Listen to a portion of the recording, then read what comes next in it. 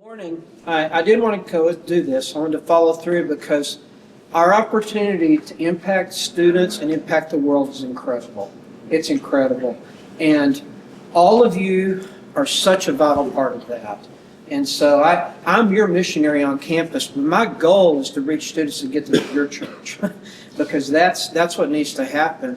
And we have an incredible opportunity. God's working in students' lives, and I think because of the chaos of the world, students are looking. They're more open than I've ever seen in my 35 or however many years it is of campus ministry. I sit on campus with all kinds of students. So what I want to do today is I want to hopefully give you a little information that you can may be helpful to you. I've done a couple of years ago, I did a deal for the association about Gen Z, current students, and I've been doing, I met with some A&M folks recently talking about research that they're doing and finding out the next generation coming up. And there are a lot of similarities, a lot of opportunities. So anyway, I want to spend a little time giving you some tools and talk a little bit about what shaped this generation. And for me, it's really helpful. I thought I knew, and when I was reading, I was like, oh yeah, that makes sense. And then I want to share just some thoughts about how do we minister and reach them and mobilize them, help them grow. And so that's what we'll try to do this morning. So there are some resources that have been super helpful to me.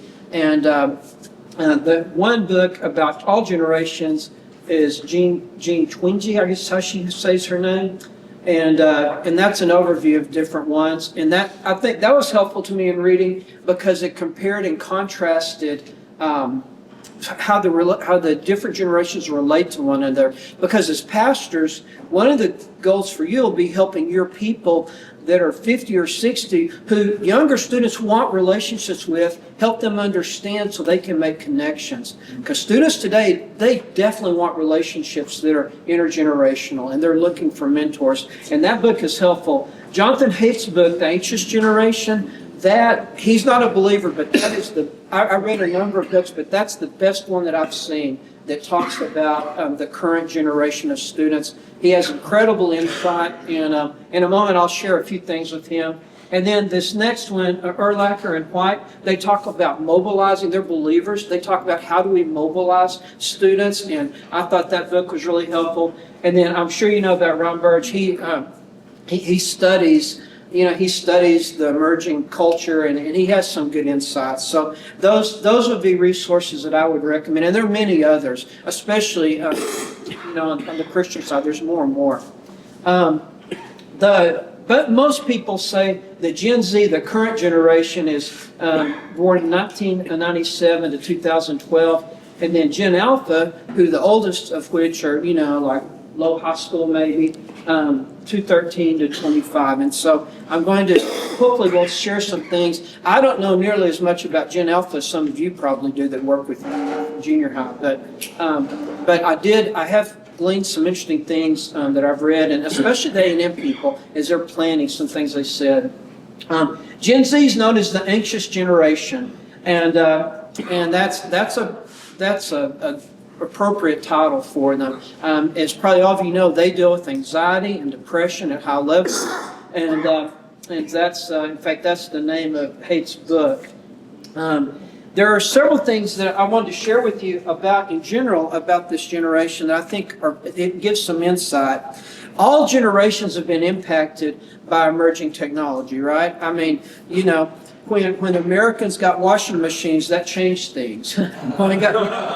In South Texas, when people got air conditioning, like, okay, well, I'll live in Houston, And then microwave ovens. I remember the first microwave oven. I was like, oh my goodness, I felt like I was on Star Trek or something, But it shaped us. It shaped our cultures all along, and that's the same. That's certainly been the same with students today. I mean, the things that have shaped them have been the internet, their phones, social media. Then there have been major events that have shaped them. COVID, man, you talk to students today about COVID, and they'll tell you stories. And it's almost like you're unpacking something with them that really got them deeply.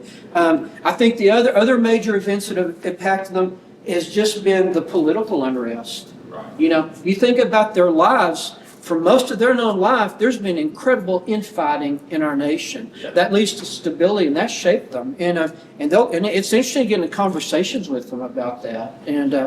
But they, you know, there's all of that. But they've been incredibly impacted by smartphones.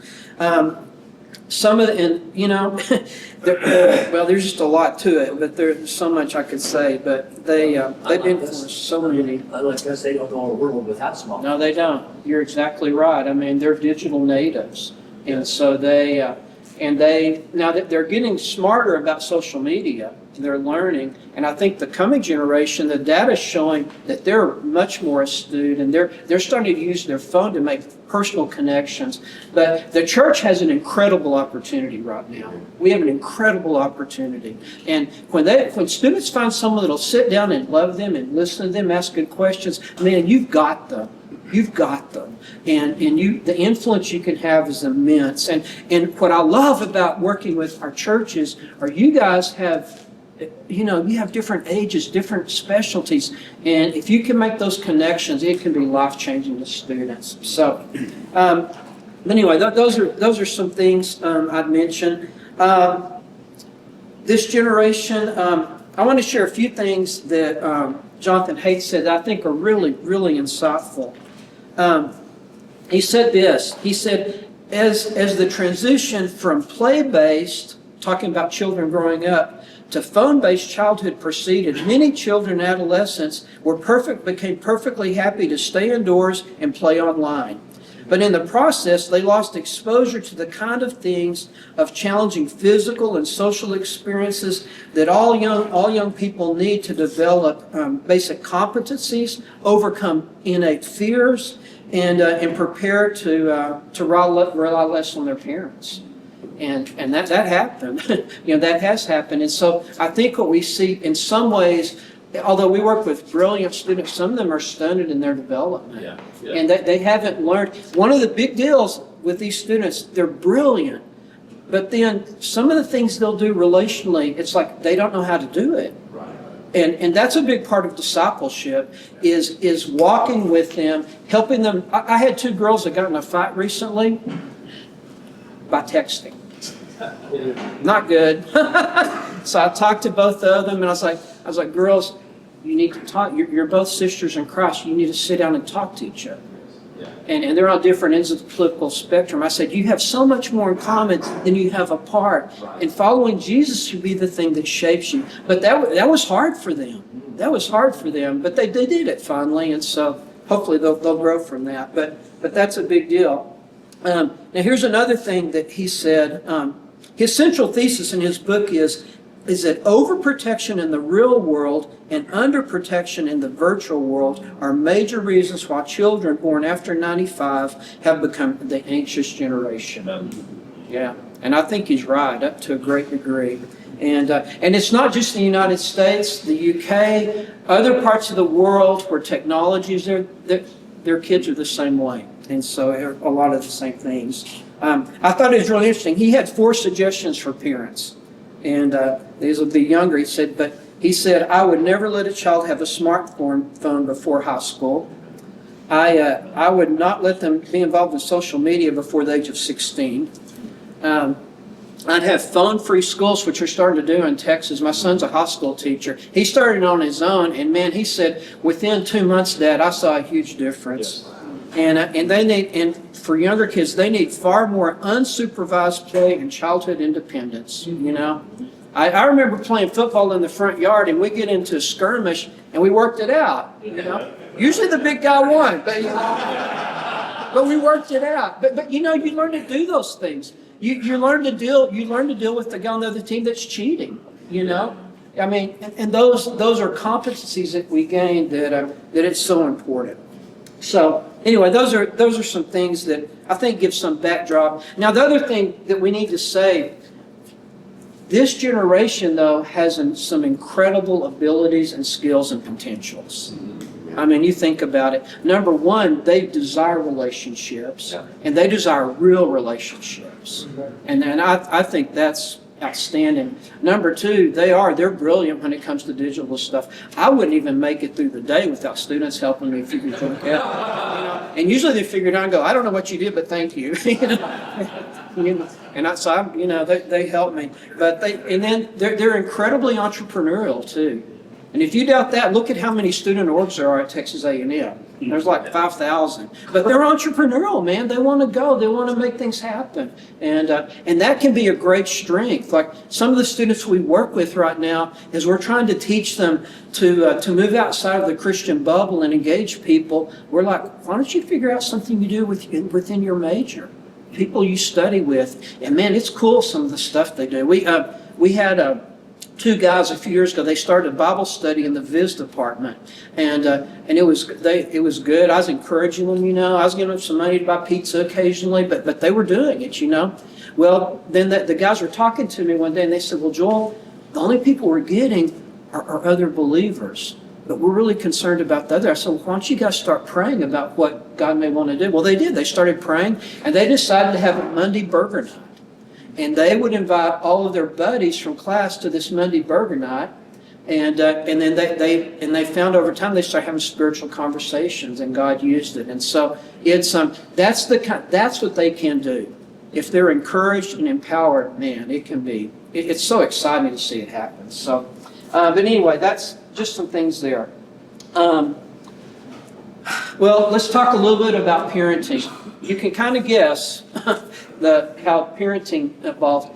Some generations, remember the latchkey kids, they're home alone. Well, these parents, they were home and they were very involved. Too involved. The past 2 weeks I've been I have a young lady that's wanted to serve in missions for the past 2 years, and her parents they identify as Christian, but they will not give her the freedom to do that. And it's been this huge battle, but finally they've let her go. But a lot of times I see that all the time. I'll even have grandmothers calling me about stuff, which it's but parents, they mean well, they love their kids, but sometimes that helicopter parent, the hovering above, again, I think it limits their children finding independence that they need to grow and to be what they need to be. One of the sad stats that I've read, Barna says, with research they've done, 35% of engaged Christian parents would encourage their children to do missions or serve, but 47% of Christian parents they would limit that, and that's a struggle, and that's something, again, that's part of discipleship, as we walk with students and help them navigate those situations with their parents, because there's a good way to do it and a bad way to do it, and what we tell our students all the time, listen, God wants to use you in their lives. And so, but we want to help you do that graciously in a loving way. And we'll walk with you. And I've had joint meetings with the parents and their students about missions. And they'll say, "Well, would you?" One lady said, "Well, would you let your daughter do missions?" I said, "Well, I let my one son go to East Asia, and the other one went to Turkey." She said, "Yeah, I would." And I said, "I'm a little biased." But I said, yes, we love our boys and we trust this system, but and those are hard conversations. Yeah. But you have to, children need to learn, how do I do that in a good way and become an adult and a Christ follower that's true to God. So, but the parenting thing is a lot of it. Tied to that is safety conscious or risk averse, the parents. And again, I think a lot of times they foster this in their children. And so sometimes you have kids that, I remember when I turned 15, I wanted to drive. Yes. Yeah. Let me drive. Give me the car and be careful. I'm going, Dad. See you later. Yes. I have students today that are seniors in college that don't have their driver's license. Same kind of deal. One of our girls, she's going to be a journeyman right now. She's in process, but we had to teach her to drive, and she did. But it's, but you see that, and so I think that's something that it's really good to be aware of as we try to help students grow and do that. The next thing, there we go. They've also, as I said, they've been shaped by technology, and we've already talked about that. But that is just part of who they are, and I think students have become more wise as far as social media goes, and I'm so thankful for that because that can be totally devastating for them. And I have students. I'll say, I think the best thing you could do is get off. Just get off, unplug, and because it becomes brutal. And it isn't just for. I mean, I even see older adults that deal with it, but they've been shaped by it. It's like breathing for them. It impacts their ability to connect and communicate with their peers. Now you can use their skills in an incredible way within the church. I mean, my goodness, it's a great resource to the church, but that's part of it. Another trend, education trends, and they're just. I think students have a little more difficulty deciding what they want to do in the future. I think they're really bright and they're very educated, but what they lack is real life experiences. I think that's where we can help them by giving them experiences. But they're self-learners. I mean, my goodness, you can find almost anything researching. So part of education becomes not so much conveying information, but helping them interpret it, I think, and make application. Another trend that is diversity. I was reading, it's so interesting, and we know this is true by looking around, but this generation is it's the most diverse racial generation we've ever had. And it's you see it all the time. My oldest son's married to a biracial woman who's wonderful, and they think nothing of it, man. It's just that's just and you see it all the time, and so what you see then, you see these mixing of cultures that happen, and again, that can be a really good thing, but that's real, and I think especially helping some older folks working with people understand that can be helpful. But the other thing that's interesting, they're diverse in the sense that they're globally connected online. It's crazy. Some of this, and so again, that factors in. But anyway, another trend with them is tolerance and acceptance.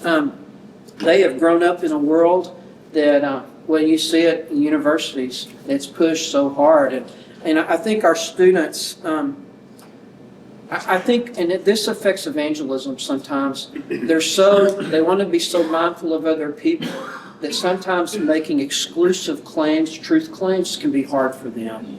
And so that's something that we have to help them with and coach them in, and that's a big part of it. But it's a pluralistic world, and that's part of our discipleship. How do we live in a world and love people well, and yet point to Christ and help him know they need to know He's preeminent, and there's no one like Him. The 8% of American Gen Z, and this was from about a year and a half ago, they identify as being either transgender or gender fluid. And so again, the complexity. It's 8%. And that was a Barna study, 8%. And then of course it could have changed some, but that was about a year and a half ago.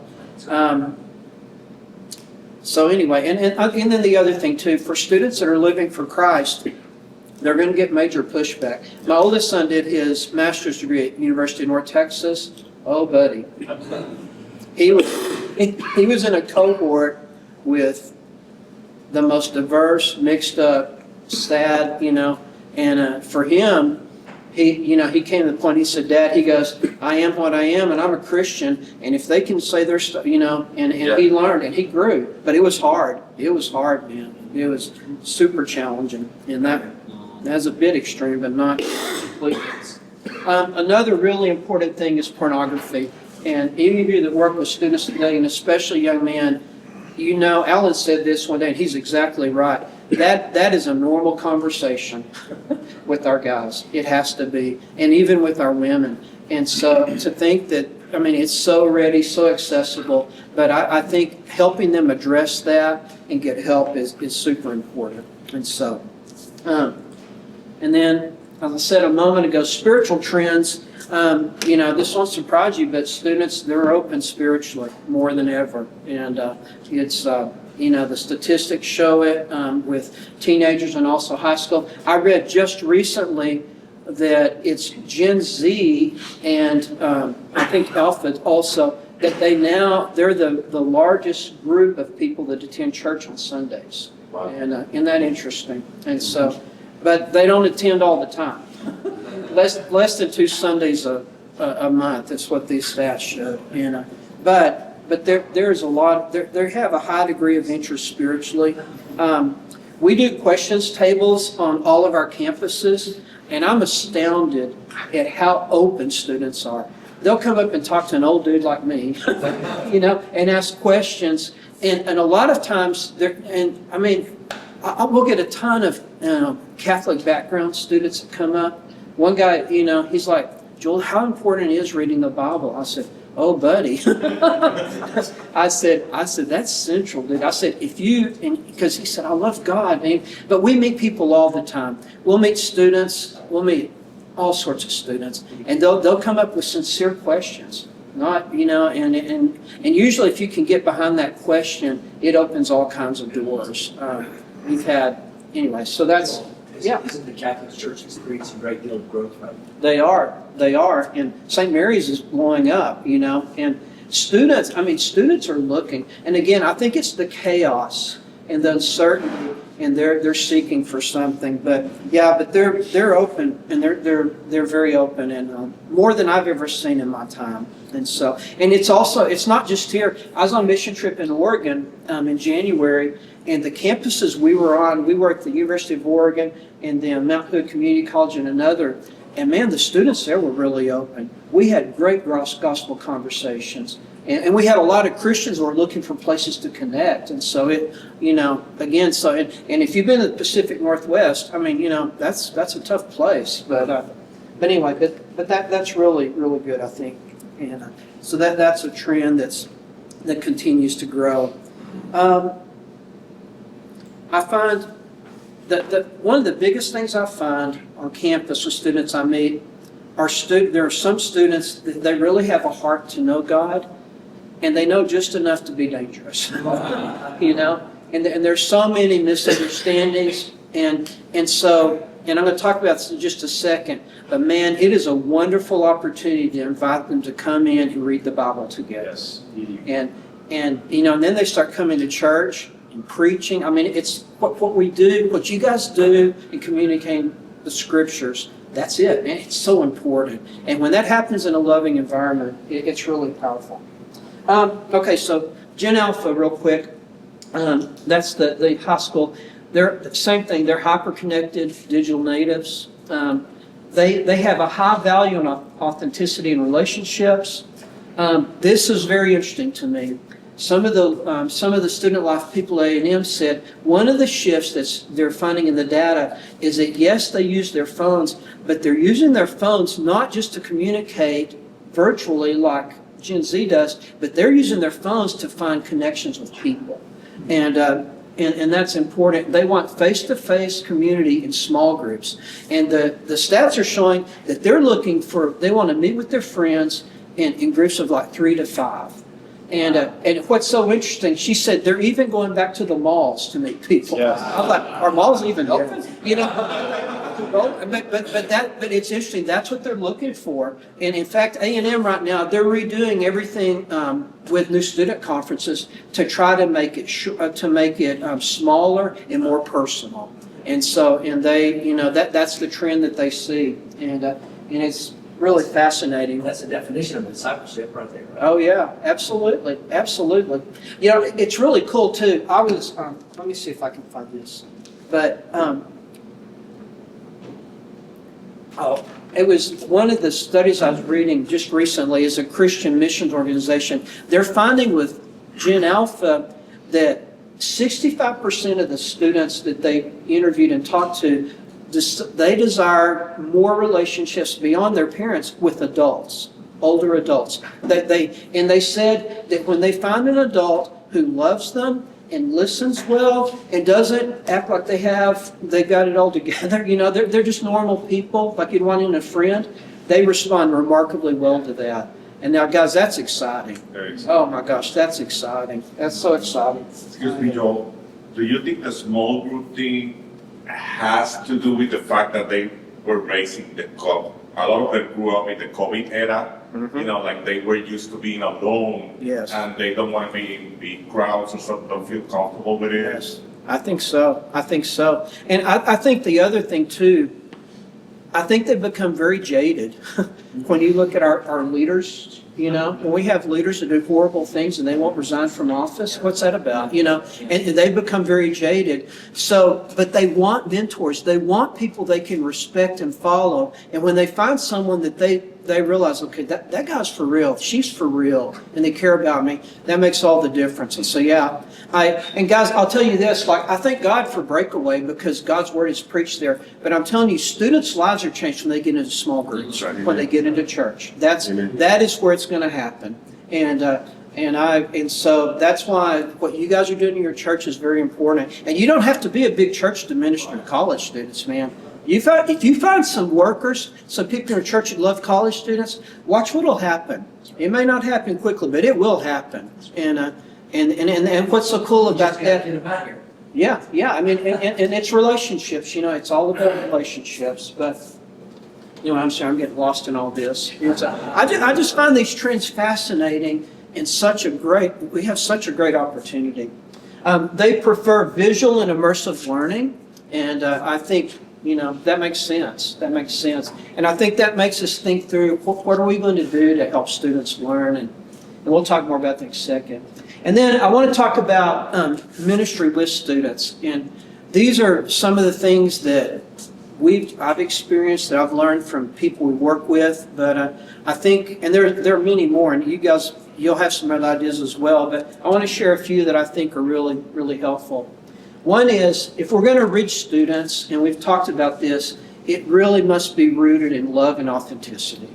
Like it's, students, man, their radars, they pick up quickly on people that really love them or not.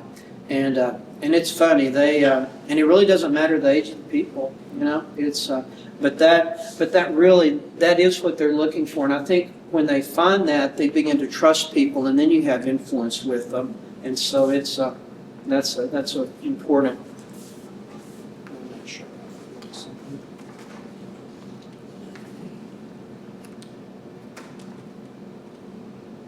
I was going to say too, as you train people to work with students, I think one of the most important things to teach them initially is how to ask good questions. Asking good questions so they really, there's nothing that tells someone they value you is if you really want to get to know them. And it's, it's powerful. It's powerful in evangelism. It's powerful in discipleship. But I think that's one of the things I jotted down that I think is so helpful. The other thing, and this we've already talked about, but we need to recognize their hunger for real relationships. Now, you need to understand it's not easy for some of them to have relationships like we said before. Some of their skills may be lacking, but they're hungry for it. And again, I think that's where we walk with them and we teach them and we help them do that. And I had one of our guys that he and this girl brought food to our house the other night. And I was telling my dad, I introduced them, and I said, well, they're not dating. My dad assumed they were dating, and I said, well, they're not dating. They're friends. I said, well, and they started dating, and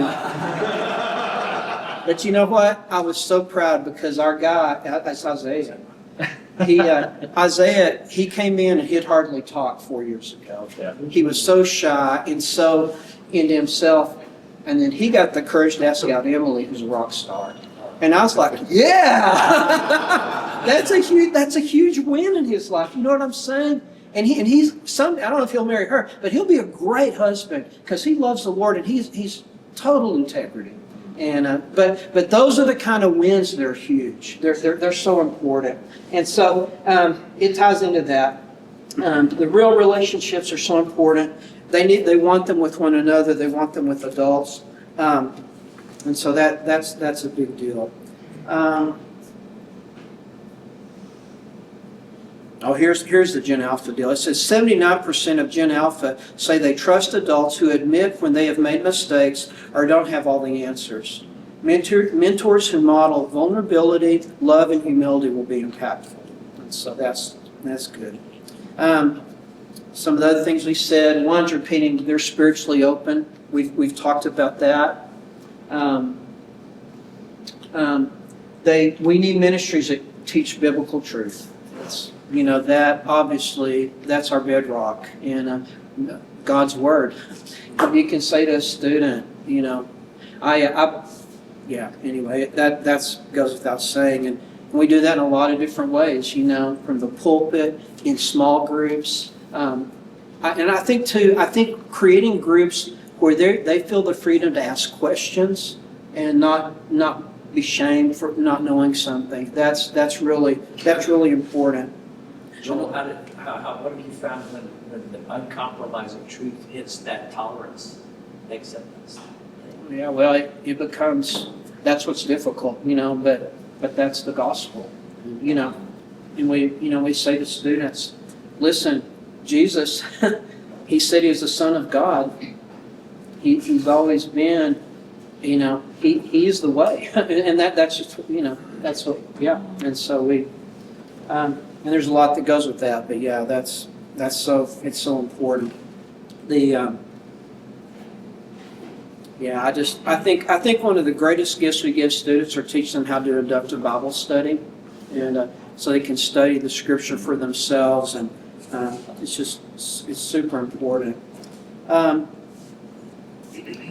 We need to focus on discipleship, and of course I think that needs to be a more broad than a lot of times we think of just sitting down and going through a book together. Real life discipleship's walking with people, helping them find the comfort level to deal with hard issues. Yes. And there will be hard issues. Yes. As you train people to work with them, the pornography issue, other addictions, they're just family background stuff. I mean, there's there are all kinds of things, but that's part of it, and that's part of walking with them. Same-sex attraction, that is something that we deal with a lot, and it's challenging. But if they have someone to walk with them, God can bring freedom in their life. So that's important. I think it's important to. Well, there's a lot of discipleship. I think we have to, we have to be wide or broad in how we do it, but in depth in their lives. I think it's important that we emphasize spiritual multiplication in discipleship, so that they're not just gaining information, but we're helping them learn how to reach other people. And that's so important, their peers and other people as well, and helping them. For us, a lot of times it's helping them move out of that Christian bubble that's safe and easy. And but it's powerful. It's powerful when it happens. In January, I was at the tennis courts in December, and I met a Chinese student named Jack, who's a master's student in visualization. And I was out working my serve, and he said, well, we start hitting together. And we've become really good friends. And we play tennis a lot. And Jack he's a visualization master's, incredibly bright, incredibly intelligent. His English is excellent. He's incredibly thoughtful. Well, we're playing the first day, and we sit down, and we're taking a break. And he said, so what do you do? And I said, well, I'm a campus minister. And he goes, oh, so you're a Christian? He goes, I said, yeah, I'm a Christian. He said, wow. He goes, well, I have some friends that are Christians in my program. And he goes, I found they're the nicest people I've met here. And I'm so proud of them. I don't know who these students are. I'm so proud of them. Yes. They've given him a Bible. They've taken him to church. They've started sharing the Word with him. And he had no background, zero background. And they've loved him well. And that's the thing, it's the love they've had. And so we start talking, and so he's able to ask questions. He asked about family. Last night we played, he asked about my wife dying. And so, and I told him she was sick. We've got to be good friends, and such a wonderful guy. And, and I was just able to share the hope we have.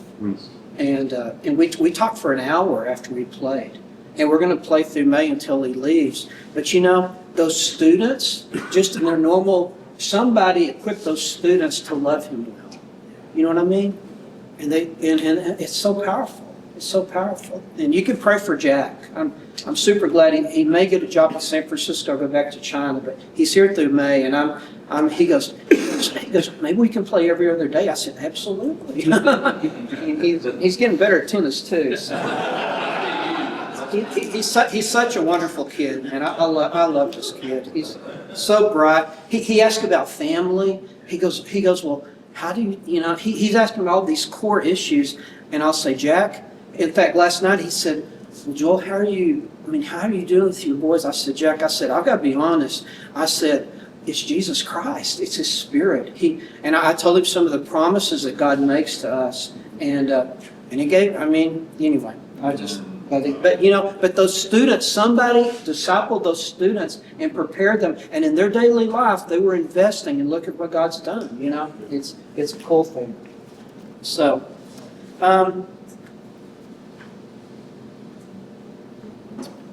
Couple of more things.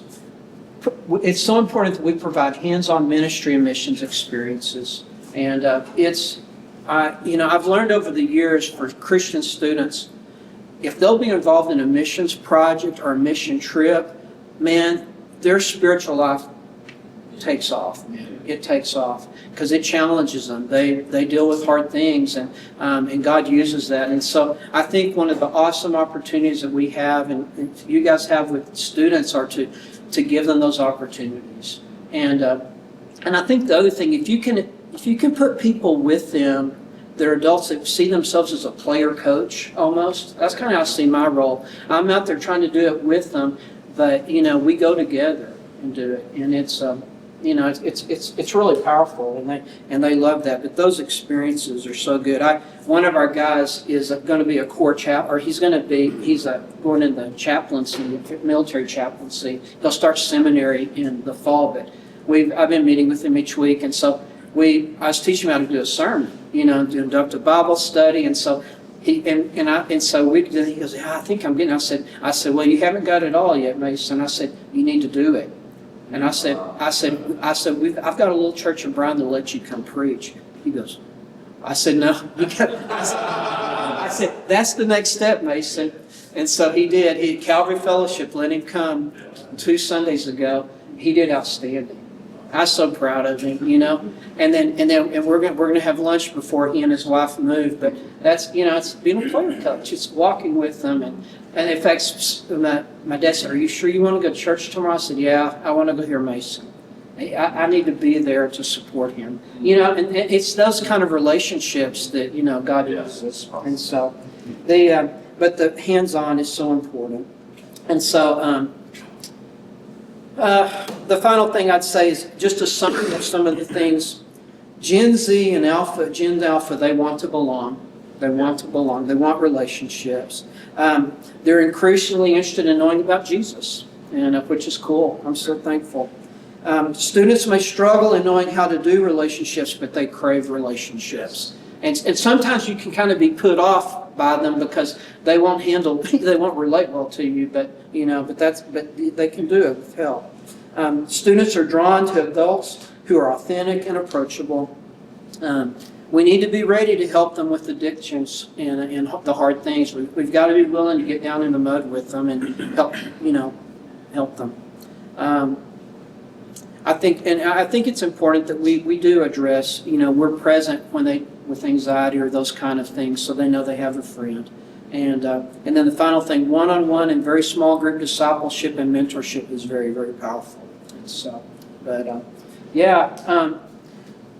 that's all I've got, Steve. So thank you guys so much. Thank you so much for all that you do to minister to students, and just love you guys.